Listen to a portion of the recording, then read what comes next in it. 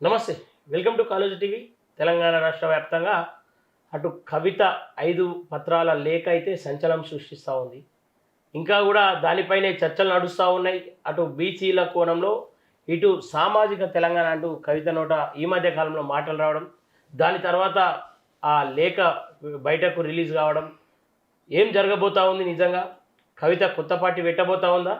BC నాయకులకు కూడా కలుపుకునే ప్రయత్నం చేస్తున్నట్లు సమాచారం వస్తూ ఉంది. అటు తెలంగాణ ఉద్యమకారులను కూడా కలుపుకోబోతా ఉన్నట్లు సమాచారం వస్తుంది. వీటన్నిటిపైన మనం మాట్లాడడానికి మనతో పాటు జాజుల శ్రీనివాస్ గారు ఉన్నారు, బీసీ సంక్షేమ సంఘం జాతీయ అధ్యక్షులు. అన్న నమస్తే. నమస్తే అన్న, చెప్పండి, కల్వకుంట్ల కవిత ఈ మధ్య కాలంలో బలంగా పోరాటం చేస్తూ ఉంది. అటు పుల్లే విగ్రహం అసెంబ్లీ ముంగట పెట్టాలి, అలాగే బీసీలకు న్యాయం జరగాలంటా ఉంది.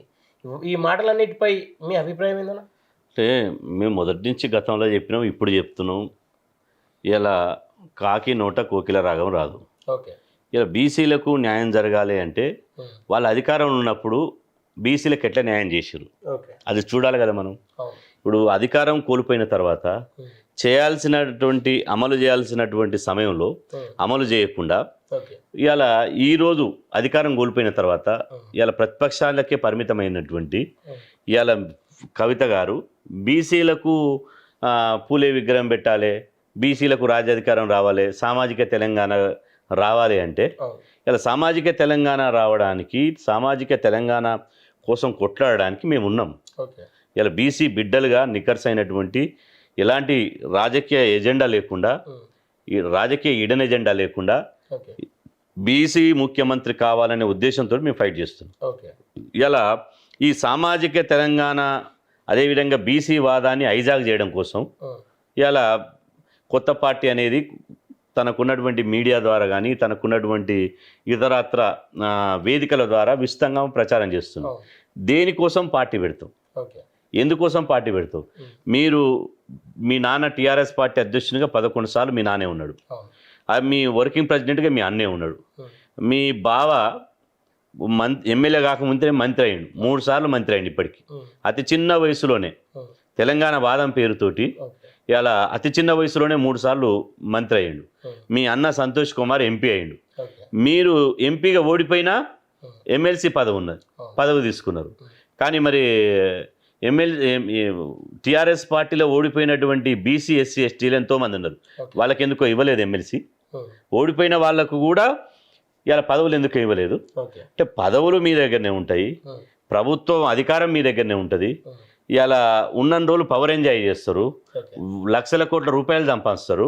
ఇలా పవర్ పోగానే ఇలా వస్తున్నటువంటి బీసీలలో వస్తున్నటువంటి చైతన్యాన్ని, సామాజిక తెలంగాణ వస్తున్నటువంటి ఉద్యమాన్ని పక్కదోరు పట్టించడానికి ఒక ఉట్టి ఫేక్ లెటర్ సృష్టించి ఇలా తండ్రి బిడ్డ ఆడుతున్నటువంటి డ్రామా ఇది. ఇలా తండ్రికి బిడ్డ లెటర్ రాస్తే పెద్ద సమస్యనా? తండ్రికి బిడ్డ లెటర్ రాస్తే పెద్ద సమస్యనా? అట్లాంటి లెటర్లు కార్యకర్తలు లక్షలు రాసి ఎందుకో పట్టించుకోరేది. ఇలా అట్లాంటి లెటర్లు ఇలా మా రోదనేనండి ఉద్యమంలో మేము తెలంగాణ ఉద్యమంలో మా ప్రాణాలు ఇచ్చిన మా కుటుంబాలు అయినాయి, 100 కేసులు అయినాయి అని చెప్పి కుర్రో మొర్రో అని మొత్తుకున్నటువంటి వాళ్ళు వేల మంది ఉన్నారు. వాళ్ళ గోడు ఎందుకో వినరైతుంది. కాబట్టి ఇది ఈ మధ్యన కాళేశ్వరంలో పెద్ద అవినీతి జరిగింది, ఇవాళ కాళేశ్వరం ప్రాజెక్టు కట్టంగానే కూలిపోతుంది అని చెప్పి ఈ మధ్యన ఒక ఆయన ప్రభుత్వం వేసినటువంటి పీసీ ఘోష్ అనే ఒక కమిటీని వేసిన తర్వాత వాళ్ళు విచారణకు హాజరు కావాలని కేసీఆర్ గారికి, హరీష్ రావు గారికి ఒక నోటీస్ ఇచ్చింది. దాని మీద ప్రజల్లో విస్తృతంగా చర్చ జరిగేటువంటి అవకాశం ఉంది. కాబట్టి దాన్ని డైవర్ట్ పాలిటిక్స్ చేయాలి, దాన్ని మర్చిపోవాలి. ఇదంతా కేసీఆర్ ఆడుతున్న డ్రామా అంతే కదా. ఇప్పుడు తల్లి వేరు తండ్రి వేరు బిడ్డ వేరు కాదు కదా. ఇక్కడ ఏదైతే లేక తర్వాత కేసీఆర్ కు బలమైన డ్యామేజ్ కలిగే అవకాశాలు కనిపిస్తా ఉన్నాయి కదా. నిజంగా కుటుంబంలోనే ఒక తాటిపైన లేరు కార్యకర్తలు, నాయకులు అందరూ కూడా. ఇప్పుడు ఆమె పదే చెప్తుంది కేసీఆరే మా నాయకుడు, కేసీఆరే మా నాయకుడు అని. ఇక కేసీఆర్ వాళ్ళ నాయకుడు అయిన తర్వాత ఇంకేముంది? హరీష్ రావు అదే చెప్తుండు కేసీఆర్ మా నాయకుడిని, కేటీఆర్ ఆయన చెప్తుండు కేటీఆర్ మా నాయకుడని. ఇలా మధుసూదన్ చారే మా నాయకుడు, లేకపోతే గంగుల కమలాకరే మా నాయకుడు, శ్రీనివాస్ గౌడే మా నాయకుడు అంటే ఏమన్నా విభేదించినట్టు లెక్క. కానీ ఎవరైతే కేసీఆర్ ఉన్నాడో ఆయనే మా నాయకుడని వాళ్ళు పదే పదే చెప్తుంటే అవును. అలా వింతేముంది, కొత్తదనం ఏముంది. ఓకే కాబట్టి ఇదంతా ఆడుతున్నటువంటి ఒక పెద్ద డ్రామా కంపెనీది. ఓకే ఏదేమైనప్పటికీ కల్వకుంట్ల కవిత ఒకవేళ నిజంగా కొత్త పార్టీ పెడితే బీసీలకు న్యాయం చేస్తా అని చెప్పేసి ఆమె మేనిఫెస్టో పెట్టుంటే ఆమెతో కలిసి పనిచేయడానికి జాజుల శ్రీనివాస్ సిద్ధంగా ఉన్నాడంట. ఇప్పుడు ఇక్కడ అసలు విషయం ఏంటంటే కవిత గారు పార్టీ పెట్టడం అనేది ఆమె హక్కు. ఓకే నేను పార్టీ పెట్టొద్దు అనే అధికారం నాకు కానీ ఎవరికి కానీ లేదు. లేదు. రాజ్యాంగం ఇచ్చినటువంటి హక్కు. ఆమె పార్టీ పెట్టుకోవచ్చు, ఆమె యొక్క సిద్ధాంతాలు ప్రజలకు వెళ్ళిపోవచ్చు. కానీ ఇక్కడ ఆ పార్టీ పెట్టే వాళ్ళ క్రెడిబిలిటీ ప్రజల్లో ఏమున్నది, ఓకే ఆ పార్టీ పెట్టే వాళ్ళు ఏ వర్గాల కోసం పనిచేశారు, ఆ పార్టీ పెట్టే వాళ్ళు ఇలా మెజార్టీ ప్రజలైనటువంటి బీసీ ఎస్సీ ఎస్టీ సమాజం కోసం గతంలో ఏమైనా సామాజిక న్యాయం కోసం కృషి చేసిరా అంటే అది లేదే. ఓకే ఇలా పార్టీ అధ్యక్షుడిగా బీఆర్ఎస్ పార్టీ అధ్యక్షుడిగా నేను అంటున్నా, ఇప్పుడు లేఖ రాసినాం అంటున్నావు కదా, ఈ లేఖ కేసీఆర్ గారు ముఖ్యమంత్రిగా ఉన్నటువంటి 10 ఏళ్ల కాలంలో ఎందుకు రాయలే? ఓకే 10 సంవత్సరాలు ఉన్నటువంటి కాలంలో కేసీఆర్ గారికి ఎందుకు లేఖ రాయలేదు? ప్రతిపక్షంలో ఉన్నప్పుడు ఎందుకు లేఖ రాశారు? ఓకే ప్రతిపక్షంలో ఉండి ఆయన ఏం చేయగలుగుతాడు? ఆయన ప్రజా సమస్యల మీద కొట్లాడడం అంటేనే పోయి ఫామ్ హౌజులు ఉన్నాడు. మరి ఫామ్ హౌజులు ఉన్న ఆయనకు లేఖ రాస్తే ఏమొస్తుంది? ఓకే కాబట్టి ఇక్కడ గమనించాల్సింది ఏంటంటే ఇవాళ బీసీ ఎస్సీ ఎస్టీలో వస్తున్నటువంటి చైతన్యాన్ని ఇవాళ జీర్ణించుకోలేక ఓకే బీసీలు రేపు వాళ్ళ అన్న రేపు భవిష్యత్తులో టీఆర్ఎస్ వస్తే కేసీఆరే మా ముఖ్యమంత్రి అంటాడు, ఓకే హరీష్ రావు కేసీఆరే మా ముఖ్యమంత్రి అంటాడు. ఇవాళ వాళ్ళ కుటుంబం అంతా కేసీఆరే మా ముఖ్యమంత్రి అంటే ఇవాళ బీసీ ఎస్సీ ఎస్టీ సమాజం 60% ఉన్న వాళ్ళు ఇప్పటికే 2 సార్లు ముఖ్యమంత్రి అయ్యారు, 11 సార్లు పార్టీ అధ్యక్షుడు అయ్యాడు. ఈ 60% ఉన్నటువంటి ఆయన ఎట్లా అవుతాడు? తెలంగాణ రాష్ట్రం రెడ్లు వెలమలకు ఏమైనా జాగిరా, ఏమైనా అగ్రిమెంట్ రాసి ఇచ్చిరా? రెడ్డి పోతే వెలమ, వెలమ పోతే రెడ్డి అవుతాడా? కాబట్టి ఈ రెడ్ల వెలమలో ముఖ్యమంత్రిని మేము అంగీకరించేది లేదు అని ఇలా బహుజన సమాజం అంతా ఇలా నిలదీస్తుంది. కాబట్టి బహుజన సమాజం అంతా ఒక్కటై ఇలా వాళ్ళు ఖచ్చితంగా మా రాష్ట్రంలో మా రాజ్యం రావాలి, బహుజన రాజ్యం రావాలని చెప్పి గొంతెత్తి నిలదీస్తున్నారు. కాబట్టి దీన్ని సైడ్ ట్రాక్ చేయనీకి, ఈ వాదాన్ని బలహీనం చేయనీకి, ఈ వాదాన్ని విచ్ఛిన్నం చేయనీకి ప్లాన్ ప్రకారం బీసీ ఎస్సీ ఎస్టీల కోసం బహుజన పార్టీ పెడతాను. నేను అంటున్నా, మరి తెలంగాణ జాగృతి అని కవిత గారు పెట్టింది. తెలంగాణ జాగృతి పెట్టి నాకు తెలిసి ఇప్పటికో 20 సంవత్సరాలు అయినట్టుంది. 20 సంవత్సరాలుగా తెలంగాణ జాగృతి అధ్యక్షురాలుగా ఒక బీసీ మహిళకి ఎందుకు ఇవ్వలేదు? ఒక ఎస్సీ మహిళకి ఎందుకు ఇవ్వలేదు? ఒక ఎస్టీ మహిళకి ఎందుకు ఇవ్వలేదు? తెలంగాణ జాగృతి అధ్యక్షురాలుగా అప్పటి నుంచి ఇప్పటి వరకు మీరే ఉన్నారు, మరి ఇతర కులాలకు ఎందుకు ఇవ్వలేదు? పోనీ టీఆర్ఎస్ పార్టీ అధికారంలోకి వచ్చినప్పుడు దళితుని ముఖ్యమంత్రిని చేస్తున్నది, ఎందుకు చేయలేదు? దళితుని ముఖ్యమంత్రిని చేస్తానని మీ నాయన చెప్పినప్పుడు, దళితుని ముఖ్యమంత్రి చేస్తానని ఆమెను అమలు చేయలేనప్పుడు, మీ నానే ముఖ్యమంత్రి అయినప్పుడు ఆ రోజు ఎందుకు మొదటి లేఖ రాయలేదు? అంటే వాళ్ళ నాన్న తప్పు చేసిండు, ఇవన్నీ ఇప్పుడు ఆమెకు రియలైజ్ అయినాయేమో, ఇప్పుడు బీసీనే ముఖ్యమంత్రి చేస్తా అని చెప్పేసి ప్రకటించే అవకాశం కూడా కనిపిస్తా ఉంది. ఇప్పుడు బీసీను ముఖ్యమంత్రి ఎవరో చేయాల్సినటువంటి అవసరం లేదు. ఎవరు అగ్రకులంలో 1% ఉన్నోళ్ళు, 5% ఉన్నోళ్ళు బీసీని ముఖ్యమంత్రిని చేస్తా అనే వాళ్ళ దయాదాక్షిణాల మీద, వాళ్ళు చేసేటువంటి దాని మీద అవసరం లేదు. రెండోది, వాళ్ళు చేస్తానడానికి వాళ్ళ చేతులు ఏముంది? మంత్రదండం ఉందా? లేకపోతే ఏమన్నా పవర్లోకి వచ్చేది ఉందా? లేకపోతే ఆమె కవిత కావాలని లక్షల మంది, కోట్ల మంది జనం కవితే మా నాయకురాలు, ముఖ్యమంత్రి ఆమె కావాలని అంటున్నారా? ఇవాళ మీ కుటుంబ పాలన వద్దు, మీ 1% ఉన్నటువంటి కుటుంబ పాలన మాకొద్దు, ఈ దొరల గడీల పాలన పోవాలని చెప్పే కదా తెలంగాణ సమాజం ఓడగొట్టి మిమ్మల్ని ఇంటికి పరిమితం చేసింది. అటు కవిత గారిని ఓడగొట్టారు, టీఆర్ఎస్ పార్టీని ఓడగొట్టారు. కానీ మీ పార్టీ కాబట్టి మీరు ఎమ్మెల్సీ పదవి తెచ్చుకున్నారు. అంటున్నా, శంకరమ్మ గారికి ఎందుకు ఇవ్వలేదు ఎమ్మెల్సీ పదవి? కవిత గారికి ఎందుకు ఇచ్చారు? ఎంపీ ఓడిపోయిన తర్వాత నిజంగా ప్రతిపక్ష నాయకురాలుగా ఇలా పదవి లేకున్నా కూడా ప్రజా సమస్యల కోసం ఎందుకు కొట్లాడలేదు? ఎప్పుడు పదవులు ఎంపీ కావాలి, ఎంపీ ఓడిపోతే ఎమ్మెల్సీ కావాలి, ఎమ్మెల్సీ ఉండగానే నేను పార్టీ పెడతా అంటాడు. అంటే మీ కుటుంబంలోనే కదా ఈ మీ నాన్న 10 సంవత్సరాలు సీఎం, 11 సార్లు పార్టీ ప్రెసిడెంట్, మీ అన్న వర్కింగ్ ప్రెసిడెంట్, మీ బావ ఎమ్మెల్యే కాకముందుకే చిన్న ఏజ్లోనే మంత్రి పదవి తీసుకొని ఇప్పటికి 3 సార్లు మంత్రి పదవి చేశాడు హరీష్ రావు. మీ అన్న సంతోష్ రావు ఎంపీ. మీ కుటుంబంలో టీఆర్ఎస్ పార్టీ పుట్టింది, మీ కుటుంబంలోని మొత్తం అందరికీ పదవులే కదా. తర్వాత మీరు ఎమ్మెల్సీ. ఇలా ఓడిపోయినటువంటి వాళ్లకు పదవులు ఎందుకు లేవు? బీసీ ఎస్సీ ఎస్టీలకు పదవులు ఎందుకు లేవు?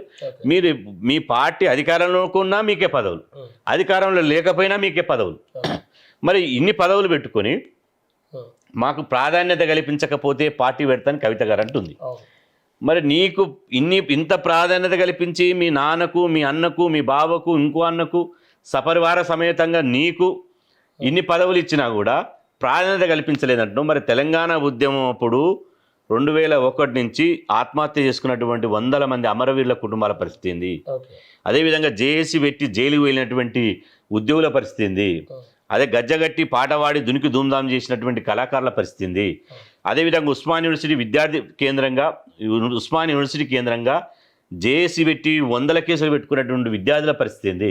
అంటే వాళ్ళకి ఏ పదవులు లేవు, వాళ్ళకు గౌరవం లేదు, వాళ్ళకు ప్రాధాన్యత లేదు, వాళ్ళ దగ్గర డబ్బు లేదు. మరి ఇంతమందికి ప్రాధాన్యత లేదు, అయినా మీ పార్టీలోనే ఉంటారు. ప్రాధాన్యత లేకున్నా 60 లక్షల మంది మీ పార్టీలో సభ్యత్వం తీసుకున్నారు. మరి అన్ని ప్రాధాన్యత మొత్తం మీ కుటుంబానికి మీకే ఉంటే ఇంకా ప్రాధాన్యత ఏం కావాలి? అంటే ప్రైమ్ మినిస్టర్ పోస్ట్ కావాలనా? ప్రాధాన్యత అంటే ఏంది? కాబట్టి ఇవన్నీ నాటకాలు మాత్రమే. ఇది వీధి నాటకాలు, ఇలా గజకర్ణ గోకర్ణ విద్యలు మాత్రమే తప్ప ఇందులో ఎలాంటి వాస్తవం లేదు. ఓకే అన్న, ఇక్కడ ఒకటి మీరు ఈ అంశాలన్నీ చెప్పిరుగా, ఆమె ఎవరైతే ఉద్యమకారులు ఉన్నారో, ఎవరైతే బహుజన నాయకులు ఉన్నారో, ఎవరైతే బీసీ లీడర్స్ ఉన్నారో వాళ్ళందరూ కూడా వ్యక్తిగతంగా కాల్ చేసి వాళ్ళతో కలిసి పనిచేయాలని చెప్పేసి అడుగుతుందని చెప్పేసి కొంత సమాచారం వినిపిస్తా ఉంది. మాకు ఫోన్ వచ్చినా మమ్మల్ని సంప్రదించిన అగ్రకులాల నాయకత్వాన్ని మేము అంగీకరించే ప్రసక్తి లేదు. ఇప్పటి వరకు 1% ఉన్నటువంటి వాళ్ళ జనాభా ప్రకారం 1% ఉన్నటువంటి వాళ్ళు ఇప్పటి వరకు పరిపాలించిందే 100% ఎక్కువ. ఇంకా ఒక్క రోజు ఒక్క నిమిషం కూడా పరిపాలించడానికి అర్హత లేదు. గతంలో కూడా మీరు పార్టీలకు సంబంధం లేకుండా బీసీలకు ఎవరైతే మేలు చేస్తారో వాళ్ళ తరపున నిలబడ్డారు, వాళ్ళ పక్షాన ఉన్నటువంటి సందర్భాలు ఉన్నాయి. నిజంగా ఈమె కూడా నమ్మబలుగుతుందేమో బీసీలో. మీరు ప్రభుత్వంలో ఉన్నప్పుడు బీసీలకు ఏం మేలు చేసిర్రు, బీసీల కోసం ఎంత కొట్లాడిరు అది చూస్తాం కదా మీ ట్రాక్ రికార్డు. మీరు బీసీల కోసం ఏమి పని చేయనటువంటి వాళ్ళు ఇవాళ ఉన్నట్టుండి ఉన్న పలంగా మీ వ్యక్తిగత అవసరాల కోసం, మీ ఇమేజ్ను పెంచుకోవడం కోసం, బీసీలలో వస్తున్నటువంటి చైతన్యాన్ని పక్కదారి పట్టించడం కోసం ఇవాళ కుట్రలతోటి కుతంత్రాలతోటి బీసీ వాదంతో వస్తుంటే నమ్మడానికి మేము వెర్రోళ్ళమా? బీసీ సమాజం ఎందుకు నమ్ముతుంది? అదే పార్టీలో ఉన్న కొంతమంది బీసీల దిక్చూచి కవితక్క అని చెప్పేసి నినాదాలు ఇస్తూ ఎయిర్పోర్ట్లో ఆమెకు స్వాగతం పలికినటువంటి సందర్భాలు ఎందులైనా కూడా బానిసలు ఉంటారు.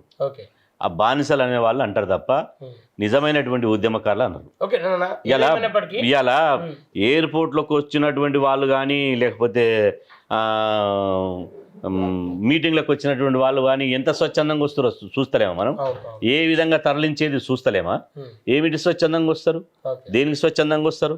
కాబట్టి ఇదంతా కళ్ళబొల్లి మాటలు వినడానికి మేము సిద్ధంగా లేము. అగ్రకులాల నాయకత్వాన్ని బీసీ ఎస్సీ ఎస్టీ సమాజం మేము ఎట్టి పరిస్థితులు అంగీకరించాం. మీ అయ్య నాయకత్వాన్ని మేము అంగీకరిస్తలేము. ఇవాళ మీరు ఇది రాజరిక పాలన అనుకుంటారా? మీ అయ్య పోతే కొడుకు, కొడుకు పోతే బిడ్డ, బిడ్డ పోతే అల్లుడు, అల్లుడు పోతే బిడ్డ అని ఎందుకు వస్తుంది? నేను అంటున్నా కేసీఆర్ గారితో విభేదిస్తున్నావు కదా, మరి కేసీఆర్ కుటుంబం యొక్క ఇంటి పేరు ఎందుకు పెట్టుకున్నావు కల్వకుంట్ల కవిత అని? మీ అత్తగారి ఇంటి పేరు ఏదో గది పెట్టుకోవాలి. తెలంగాణలో సాంప్రదాయం ఏంది? తెలంగాణలో సాంప్రదాయం ఒక ఆడబిడ్డ ఏదైతే పుట్టినింటి మెట్టినింటికి పోతుందో ఆ మెట్టినింటి వాళ్ళ ఇంటి పేరును మోస్తుంది, ఆ పేరు ఉంటుంది. కానీ ఇవాళ రాజకీయ మైలేజ్ తీసుకోవడం కోసం మీ నాయన పేరు చెప్పి, మీ అన్న పేరు చెప్పి, చెట్టు పేరు చెప్పి కాయలు అమ్ముకోవడం కోసం ఇవాళ చేస్తున్నది. కానీ కవిత విషయంలో ఒక విషయంలో మేము కవిత గారిని అభినందిస్తున్నాం.